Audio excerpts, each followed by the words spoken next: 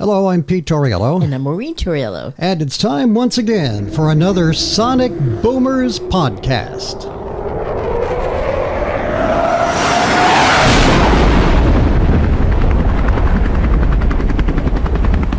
Here come the helicopters. Yeah, you know why? I know why, but maybe you can tell our listeners why. This week on Sonic Boomers, we are talking about what has come to be known as helicopter parenting. But first, a word from our sponsor. Hold the helicopters, guys. Hold the helicopters.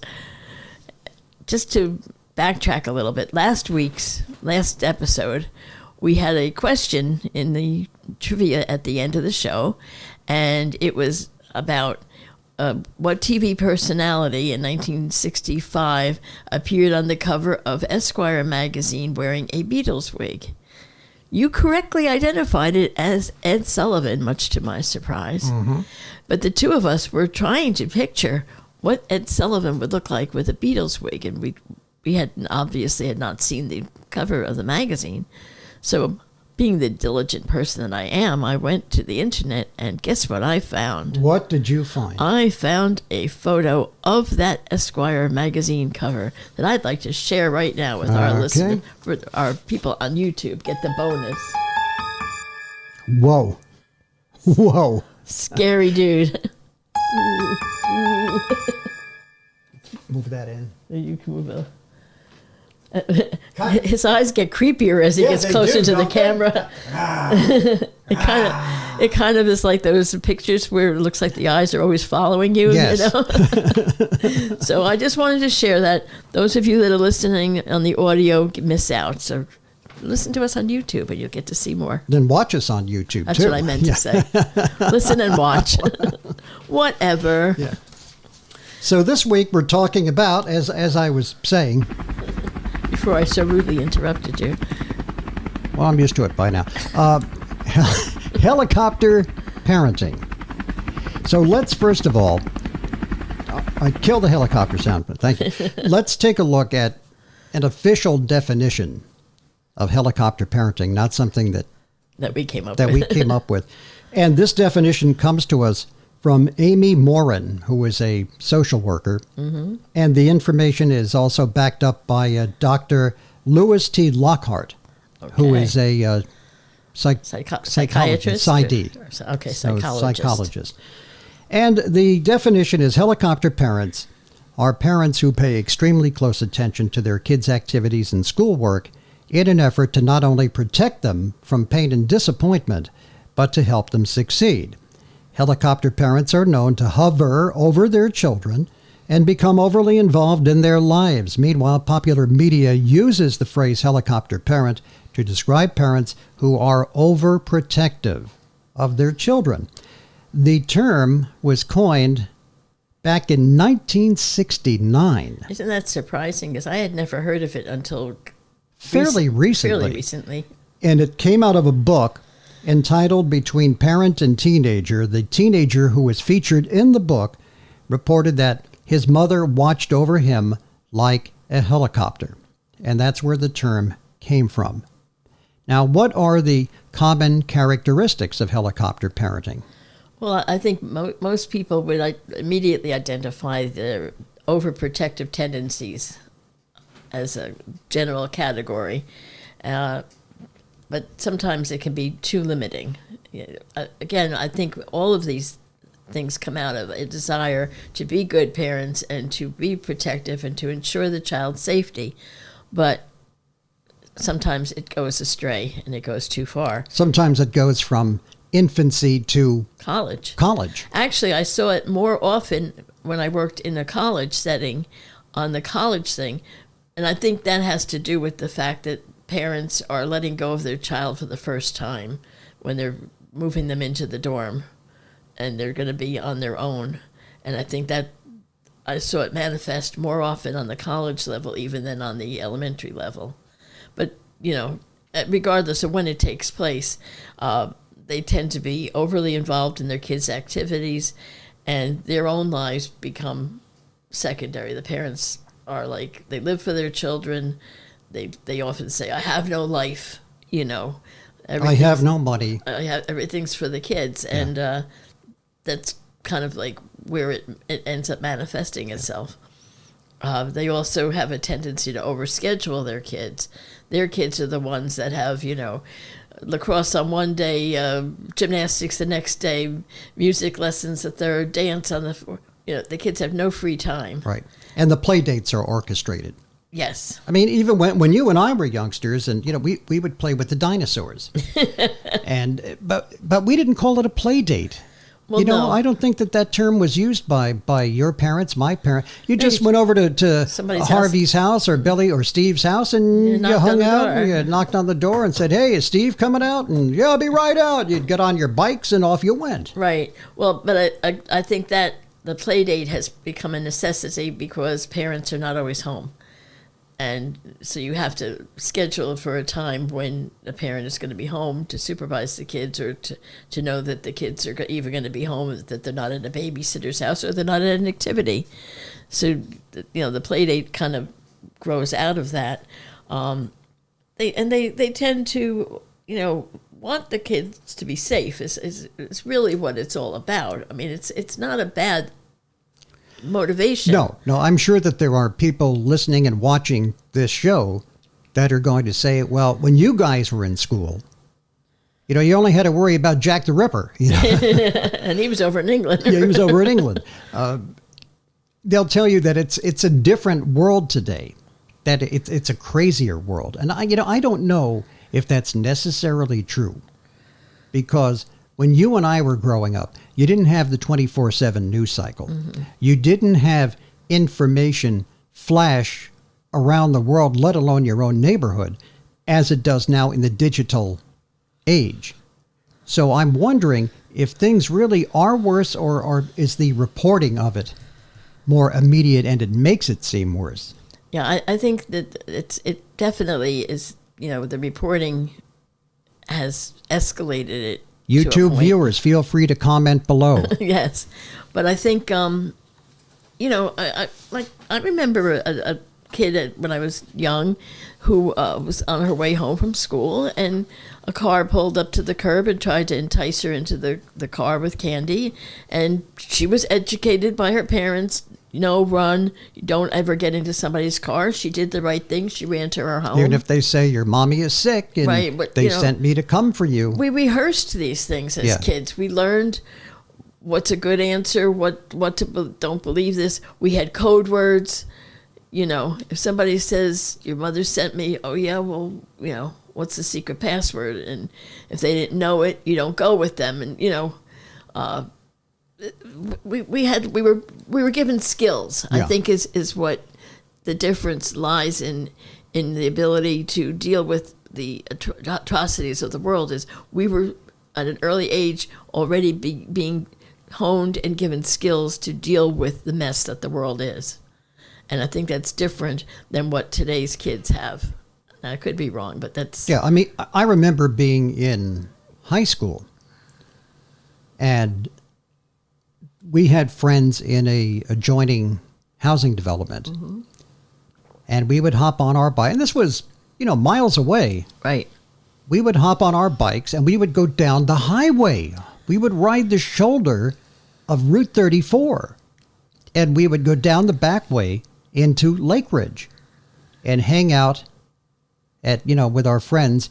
And my dad was nice enough that when he got out of work, he would come around maybe 6 o'clock in the evening, and he would drive out to Lake Ridge and pick us up, and we would throw our bikes. See, that's helicoptering. No. Sure. No. Because nobody drove us to Lake Ridge. We got on our bikes and we went. Yeah, and you should have biked your way back. And we did sometimes. Okay. But sometimes my dad would come and throw the bikes in the car and drive us home. But I'm just saying, this is you're once again spoiled little Petey. I would not have been able, nobody would have come and picked me up no matter what. They didn't have a car. They didn't have the ability. If we were going to go somewhere and we needed to be back home by 6 o'clock, we made damn sure we were back home by 6 o'clock. And we knew how much time it was going to take us, and we left in time. And if we were going to be late, we called first. I mean, these are the skills that we learned early on and the accountability that we had to our parents that made it safe for everybody that we don't have now. But it was a different time. It was a different time, but like you said, I don't know how different. We don't know how different it was. I mean, I think there's a lot more violence. Is the perception different? Yeah. I think there's a lot more violence, and I think that the things that do happen or happen on a grander scale and worse. I mean, I can remember like a kid being kidnapped would maybe not necessarily be murdered and harmed. They might be taken away. There might be a ransom. They might have been horribly abused or something, but you know, they weren't necessarily, their body was not necessarily found chopped up in the woods. Yeah. My mom and dad were like, "Oh, damn, he's back." No. Would have been it was like the ransom of Red Chief. They'll kidnap Petey, but they'll bring him back after about 2 hours.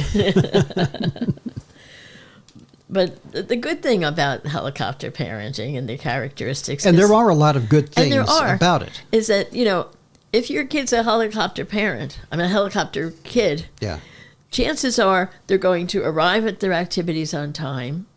They're going to be prepared for school. They're going to have their homework done, and they're going to be prepared for their activities. They're going to show up to soccer practice with their cleats and their ball and their uniform intact and have all the pieces that they need. They're going to come to music lessons and they're going to have practiced and they're going to be prepared for the lesson.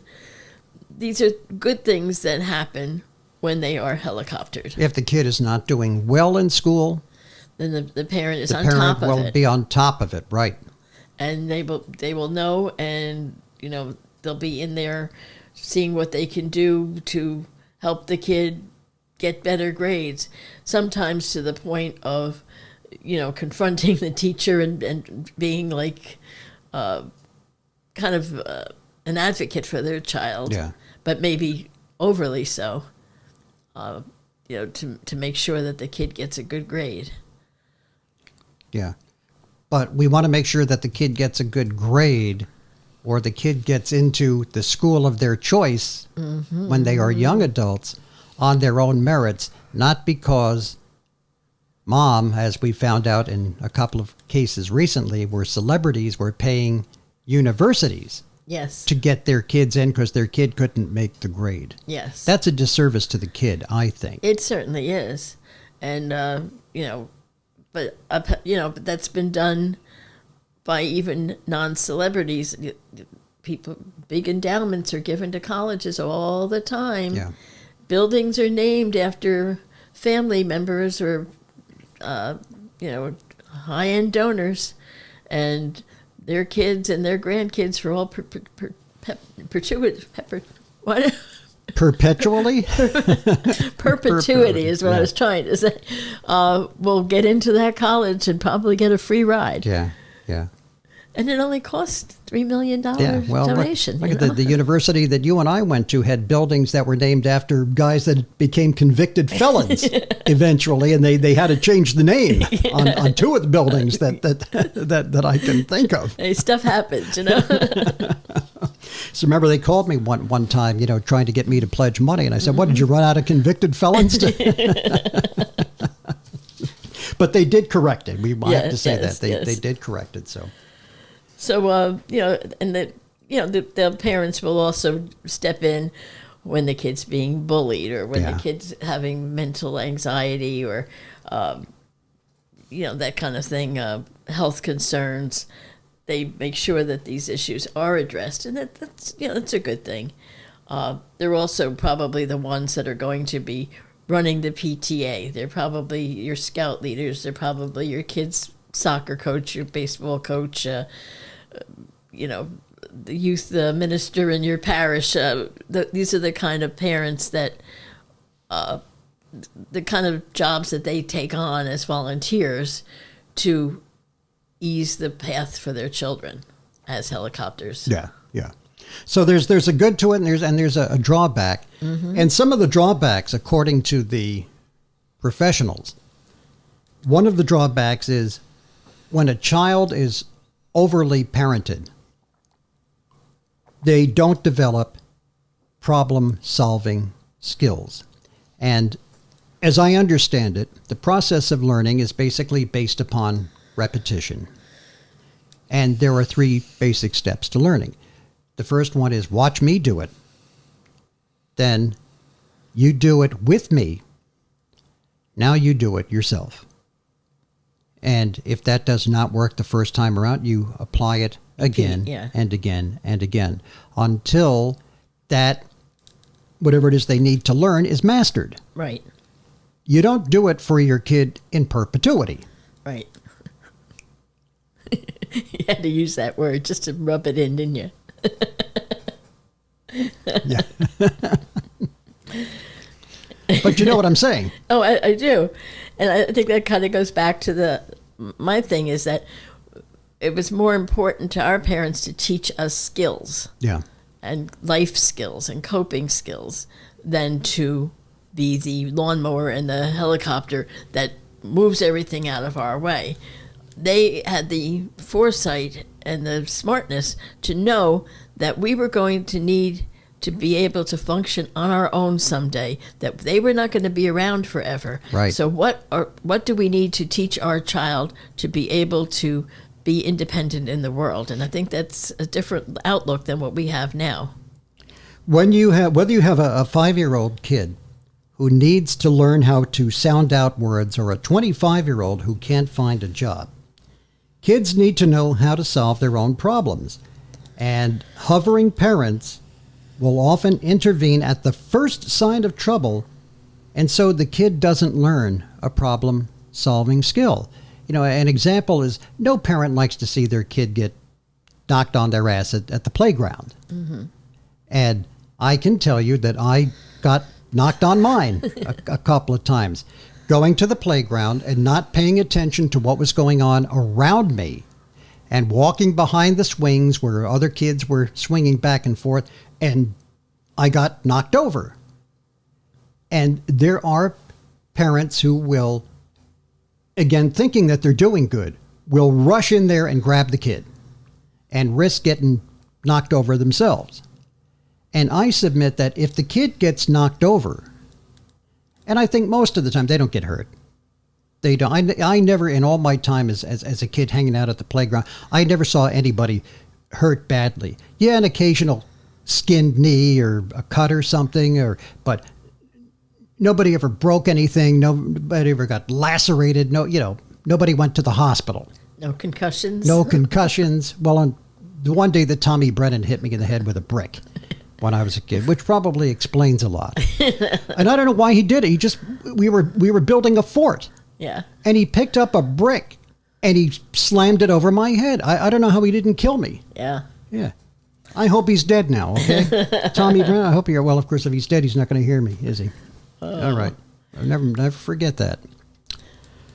So this is how kids learn, though. Kids learn by making mistakes. Whether it's a mathematical equation or walking behind the swings in the schoolyard, they learn by experience. And sometimes you learn by the negative. Mm-hmm. And I think that when you're constantly swooping in to intervene, you do a disservice to the kid. Yeah, I think. And the professionals say that. Right.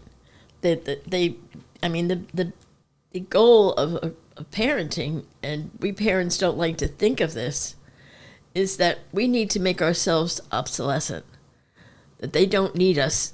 We need to grow kids that do not need to be parented after a while. Yeah, we want our job to become obsolete. Right.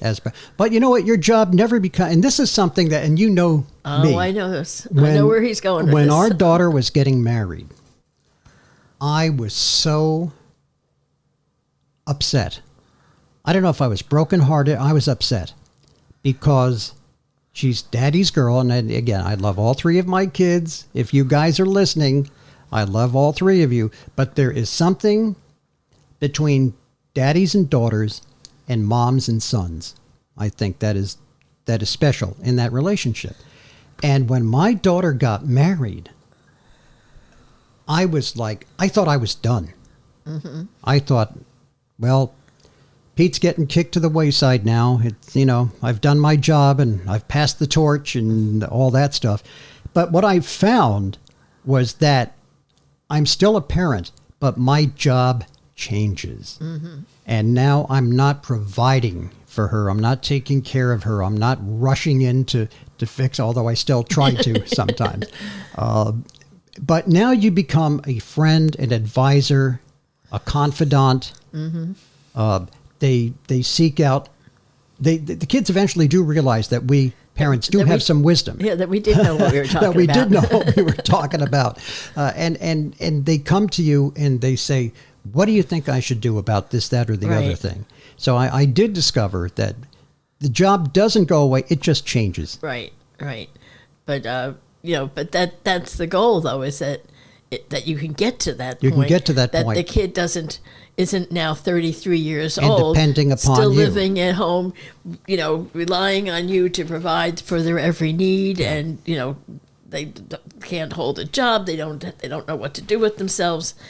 There's a difference Yeah, there. one of these days, if something should happen to you, and let's face it, we're all going to cross that bridge one of these And it days ain't where we're not necessarily a here rainbow anymore. one. Yeah, it's your kid isn't going to know, as my dad used to say, he's not going to know whether to shit or wind his watch. Yeah. when you're not around anymore. So there are definitely pros and cons to this.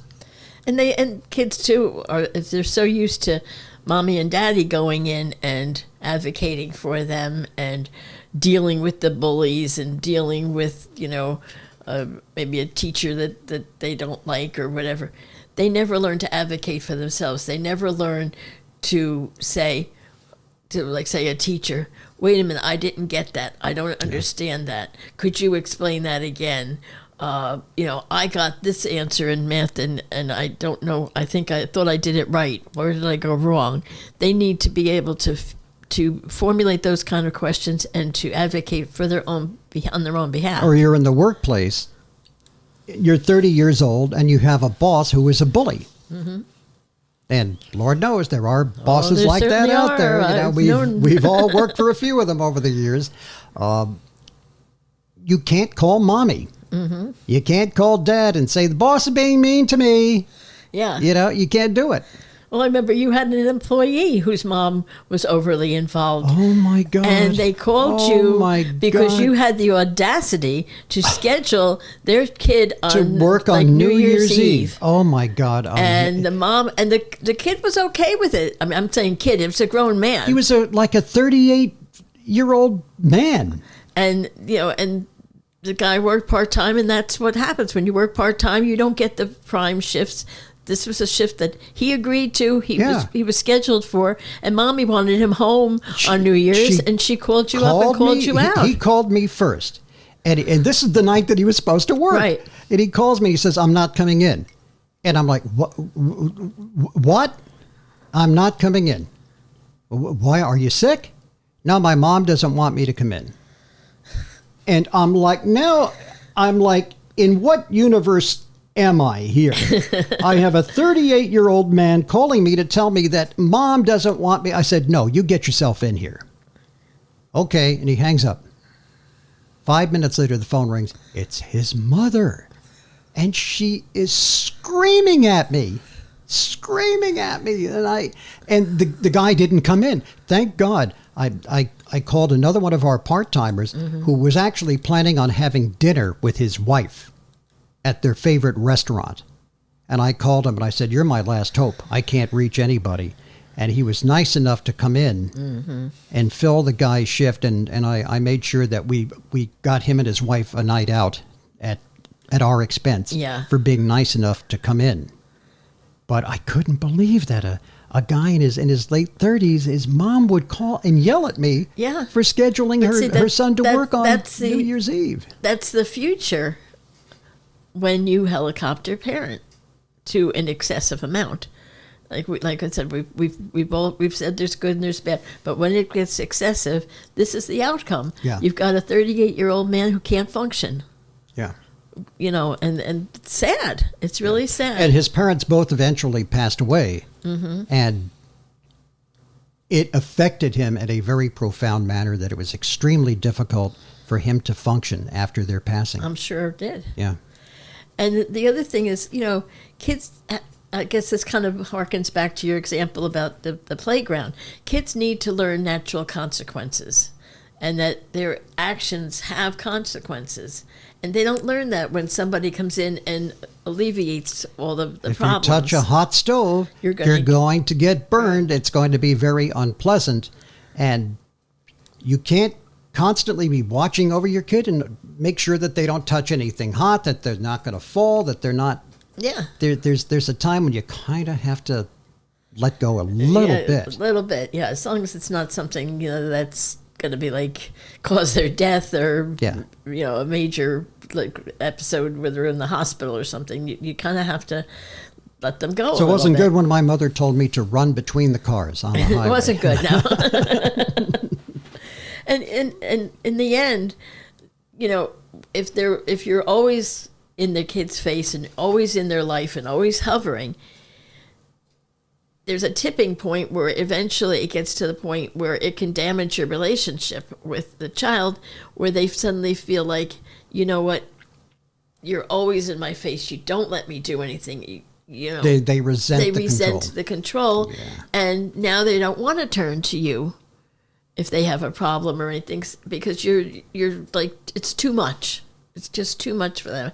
And in the end, what you thought was going to be a good thing can wind up backfiring. How do you think, you and I were not helicopter parented because this started in roughly 69. Mm-hmm. By that time, you and I were off to high school, and our parents were not hovering over us all the time. No. How do you think we were raising our 3 kids, who obviously are all adults now? Do you think that we helicoptered them, or do you think that we were just the right amount? I'd like to think we were just the right amount. We had to allow a certain amount of freedom, but I think... we raised our kids in an urban neighborhood. Yes. Which had, unfortunately, had a reputation for a lot of crime. Right. But, again, I like to think that we taught them well. We taught them, the stranger danger. Be streetwise. Be streetwise. And, at the time when our oldest 2 were young, we knew a lot of the neighbors. And we all looked out for each other's kids. Not to the point of being obtrusive, but I can remember the one day our neighbor around the corner, Noelle came to me and said, "I hope you don't mind, but I yelled at Sean because he stepped off the curb and he nearly got hit by a car. He walked right across into the traffic." And I'm like, "No, I'm glad you did."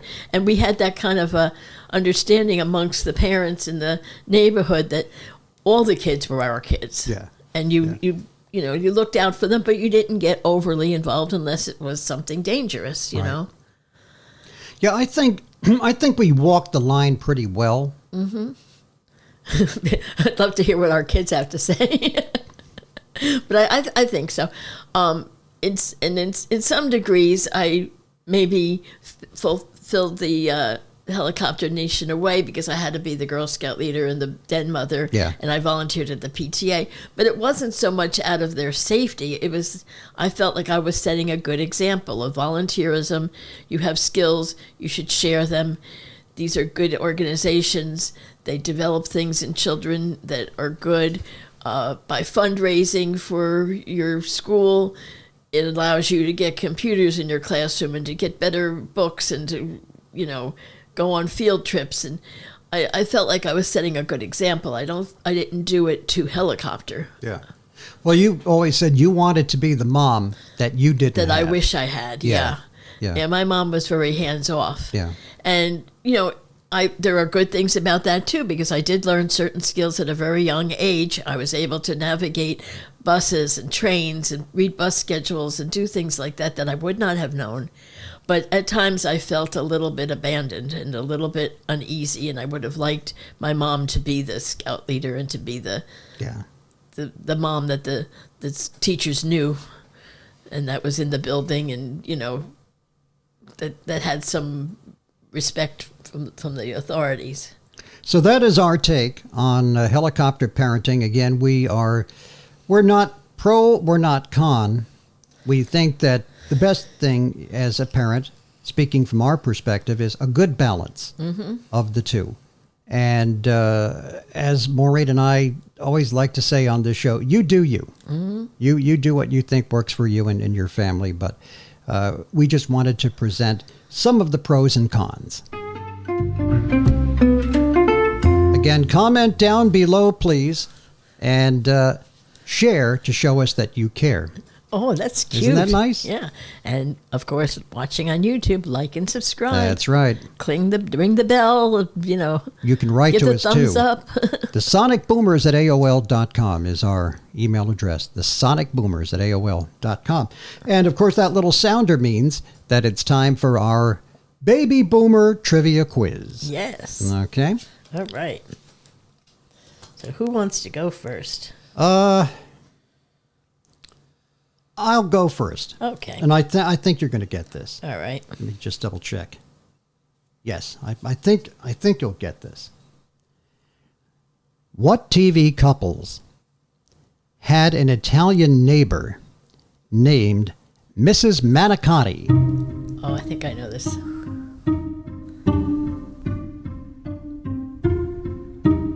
Your answer, please. The honeymooners, the Nortons and the Jackie Gleason's. The Nortons and the Cramdens. Right. That is correct. All right. I can hear Jackie Gleason. Mrs. Manicotti. Yeah. Okay, got one for me? Yes. Okay. All right. This is in the news category. Mm-hmm.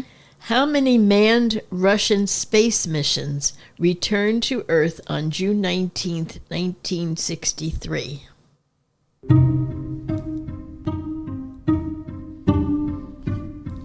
Is this a trick question? I don't think so. Okay. How many manned Russian space missions returned on Earth on the same day, June 19th, 1963? Wow, I don't have a clue. I'm going to say 2. That's correct.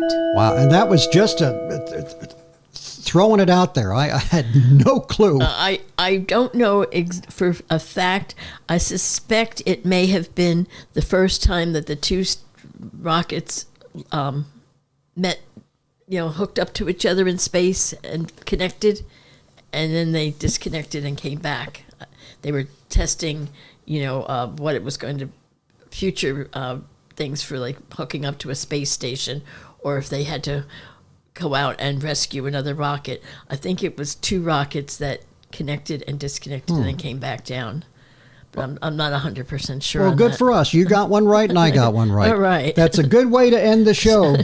Join us again next time soon for another edition of the Sonic Boomers podcast. I'm Pete Torriello. And I'm Maureen Torriello. And now go out yourselves and make some noise.